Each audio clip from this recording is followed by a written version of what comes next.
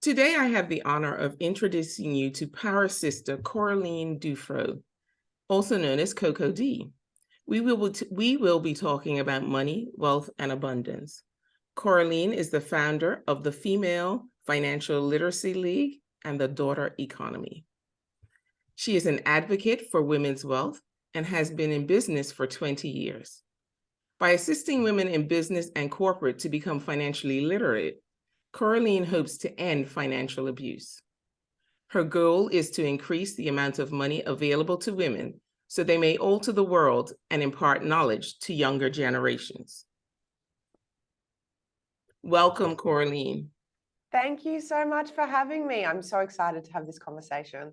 So am I. I think the women are going to learn a lot today.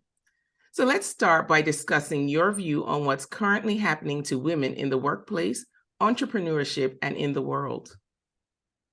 I think it's a very, very exciting time for women at the moment in corporate, in entrepreneurship. If I look at corporate specifically, many organizations have at least one woman on their board now, which is giving light to the benefits of having women on a board and the different types of thoughts that we have, initiatives that we come up with. And we can see a lot of international conglomerates now looking to increase their female intake when it comes to recruitment. And, a lot of companies now have targets to increase women percentages in particular sectors. So if we look at, things like mining, construction, they're really focusing on bringing more women into the workforce because they're seeing how women think differently to men and how that actually helps their company long term. Yes, and those were predominantly male businesses before. So we're seeing women go into some of the more non-traditional companies, which is good. That's right. Yes. And it's so great that these companies are seeing how the way that we think, because, men are from Mars, women are from Venus, and we know that we bring something different than men do, even in the corporate world. Exactly. And that's important. I think they're seeing the value of that. Yeah. So this summit is about women redefining her success. Why should a woman redefine her success? I love this question because I feel like I've been redefining myself for the last 20 years. And as the world starts to see the benefits of having women on their teams, no matter the level of where you are, it allows us to grow more into who we are and to really hold into the visions that we have for ourselves and our family. And we are at a crossroads now, and women of our generation are able to do things that so many other women before us were never able to do. And I think that's so exciting. And it's an invitation for all of us as women to really step into the opportunities that we are given, that, even less than 100 years ago, our grandmothers, and for some of us, even our mothers, were not even able to have that. And so I feel like it's actually our responsibility to redefine ourselves. Okay. And what do you see as the benefits of doing that? And what could be some of the challenges to trying to redefine oneself? Yes, the challenges. It can be quite a lonely journey when we're doing this, especially if you are someone who is going first, whether it be in your friendship group, whether it be in your family circle. And you could get a lot of pushback. People would think that maybe you're weird. Why are you doing things this way? We've never done things differently in our family, in our community.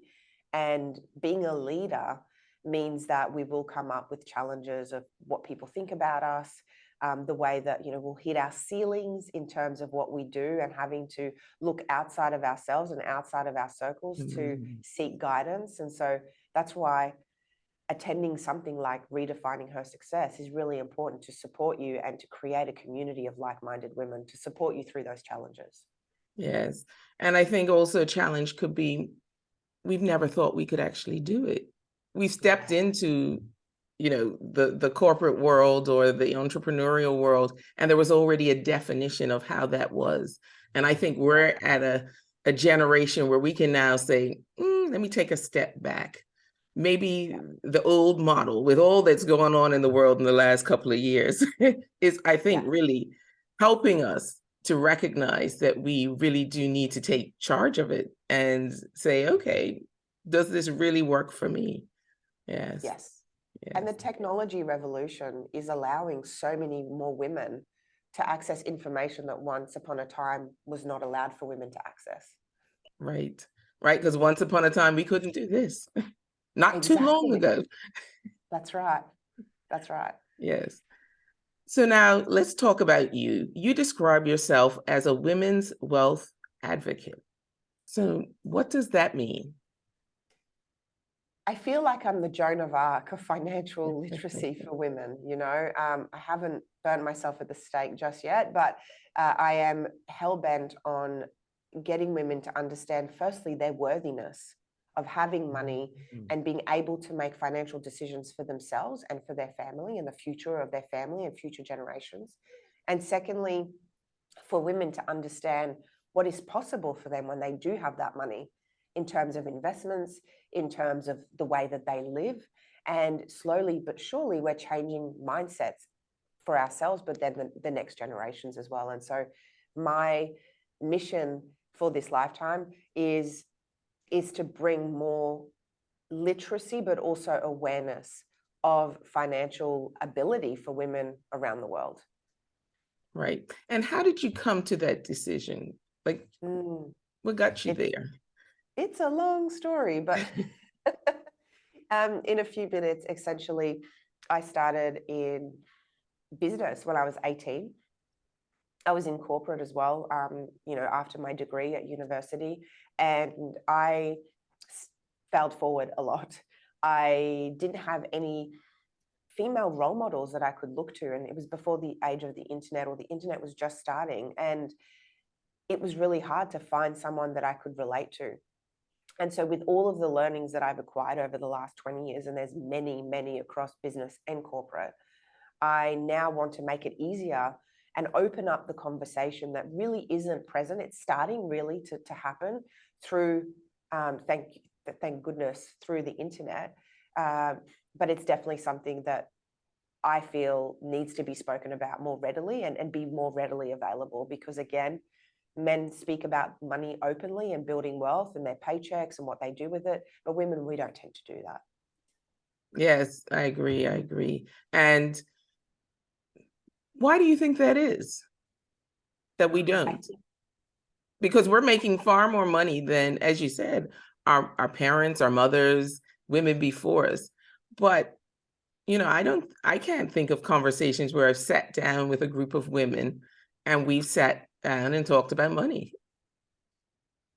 I think, we're conditioned as young girls to marry a rich man and they will look after you. And we are programmed to feel like we don't have to worry about that as long as someone else is thinking about it and we are provided for, then nothing matters. But what we tend to see with that kind of mindset is that if a husband dies or there's a divorce or a separation, women don't really know where to go, and they have to start all over again. And so I definitely believe it's our conditioning. It's also, when you look at back in prehistoric times, we were all about the community and men went out and hunted. And so men now, the hunting version for men is going out there getting money to provide for their families. And so we are seeing a huge trend where men now are more, trying to be the stay-at-home dad, and the mother can go out and be the breadwinner, especially when they have young children, because some women in some families are earning more than their husbands. But it also takes a very strong couple to allow that mindset and that opportunity to happen for the father to be able to stay at home. And so it's a decision and a conscious effort for both parties, because a lot of men also feel like, well, what's my purpose now if I'm not providing for my family? Yes, because we still, even though we may be in a high position at work, there's still some of that traditional belief about what a woman needs to do when she gets home. And so she just has another job. Yes. And so that can lead to burnout as well.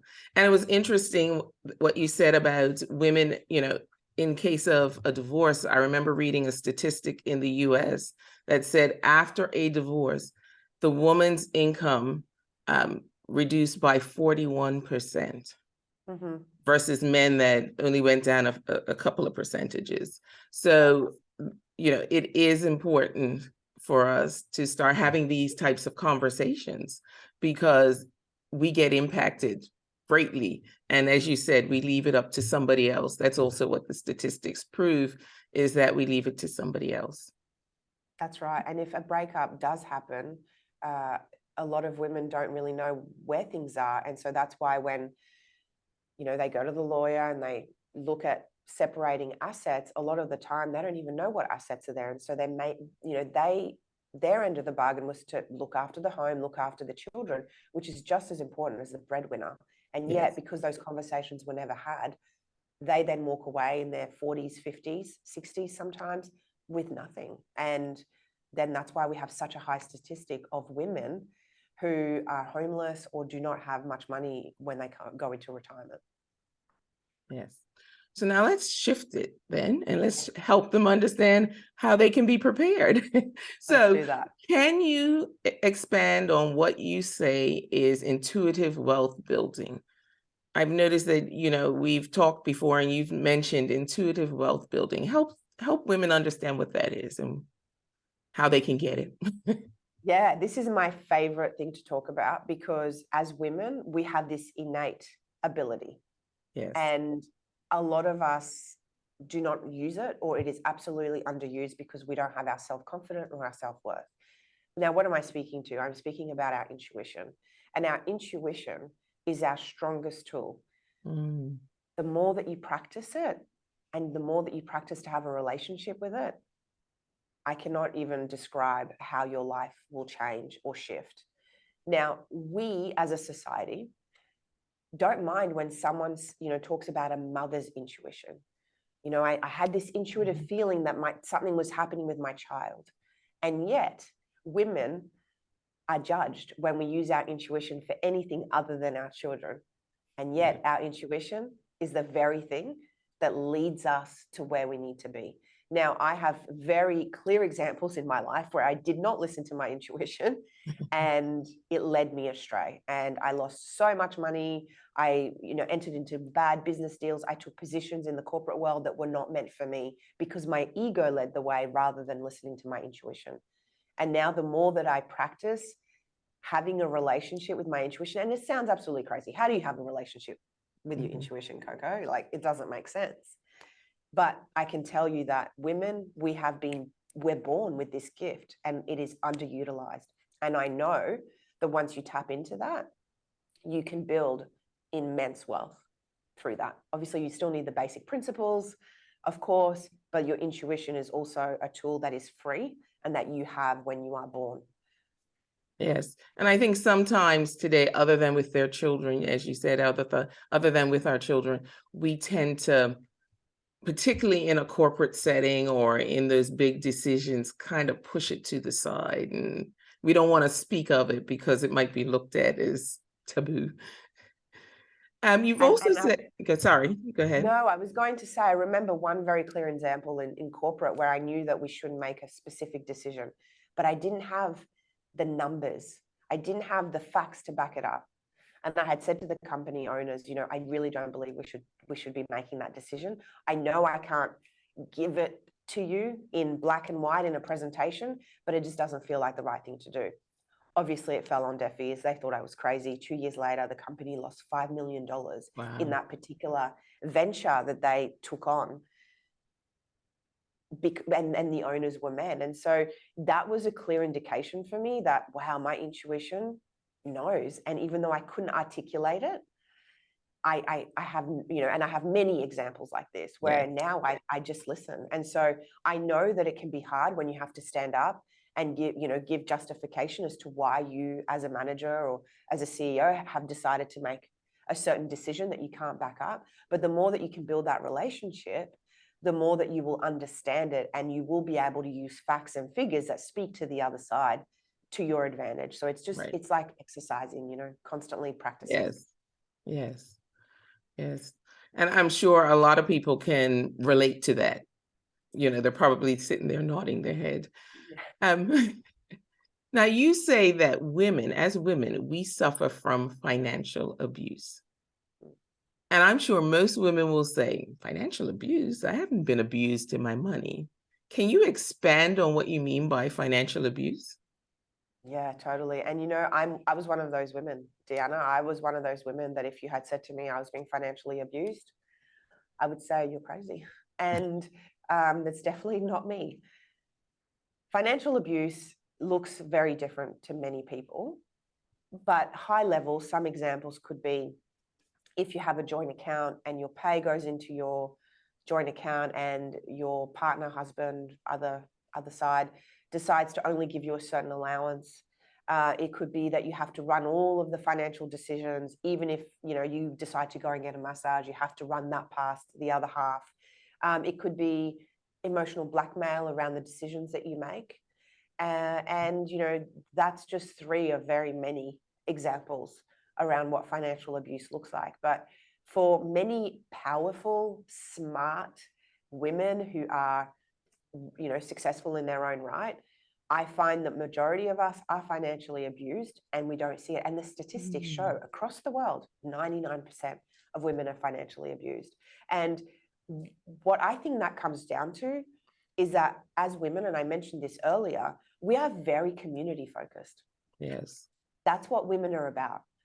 And so we will gladly support anyone who we feel needs our help. And unfortunately, there are people out there, whether they're men or women, that can take advantage of that. And when we are powerful, successful women, we tend to, we have to be strong in our roles, and then we tend to have that gooey side.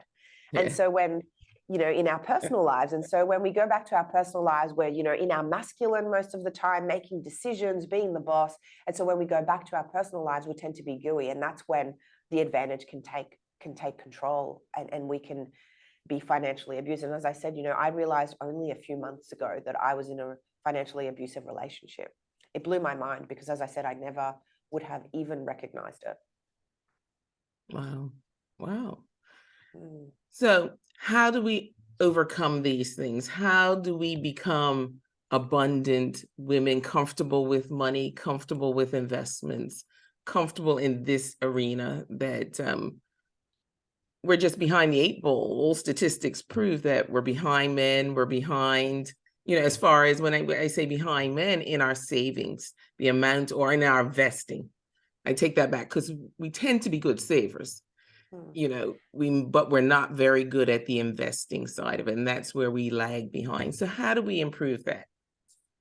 Well, whilst we are good savers, I do believe that we are still behind because we give up so many of our years to our children that for many women, and I would say the majority of women around the world, they would not have,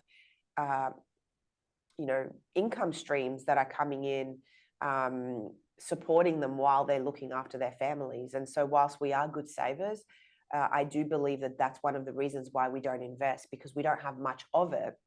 And so whatever we have saved, we're very good at having a nest egg for our family.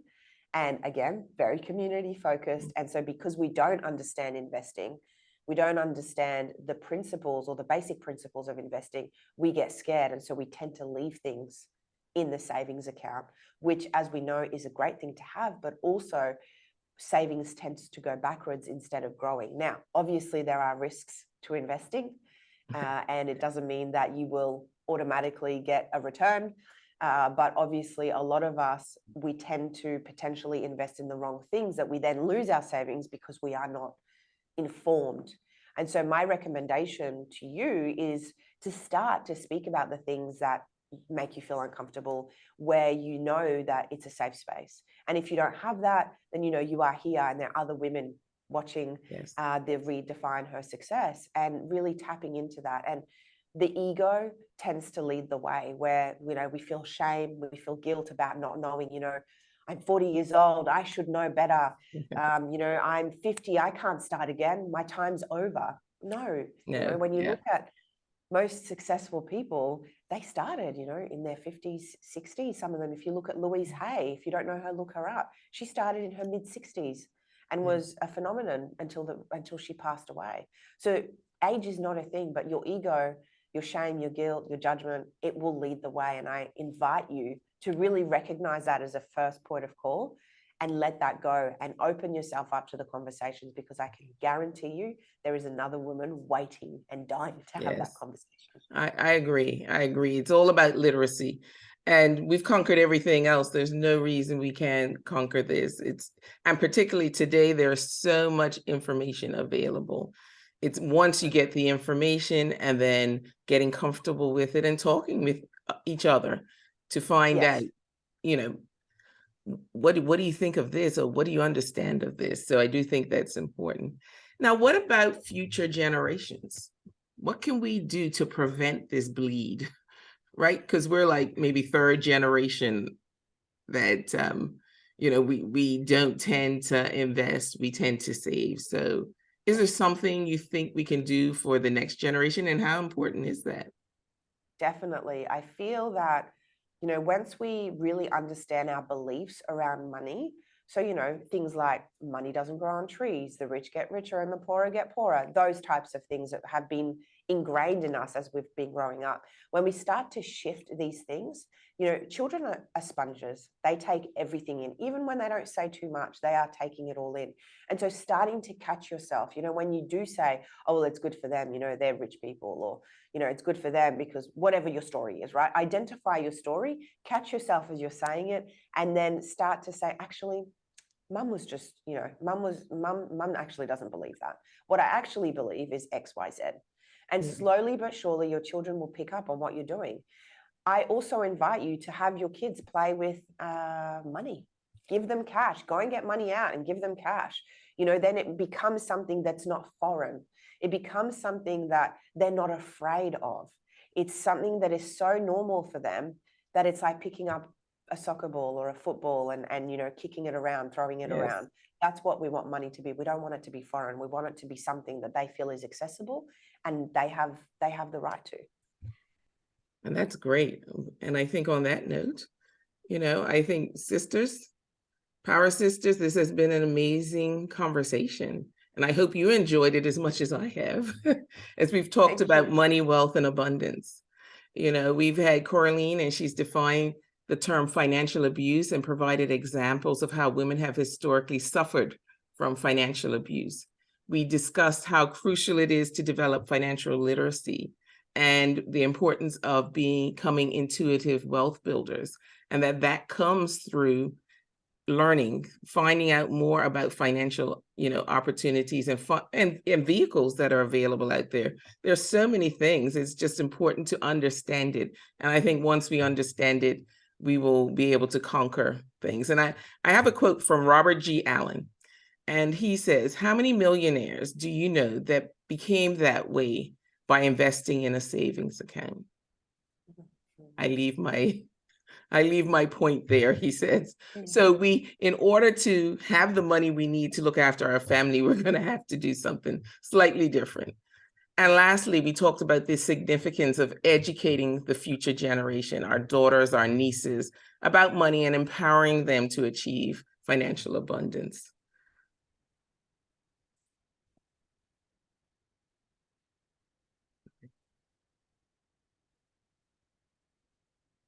If you have enjoyed this powerful conversation and want to learn even more from our guest speakers, I want to personally invite you to become one of our Summit VIP Sisters and upgrade your registration to receive all the interviews, free gifts, and training programs from each of our speakers, specifically curated for your success.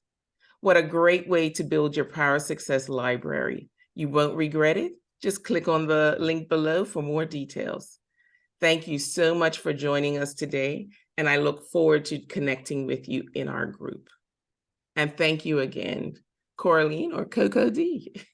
Thank you.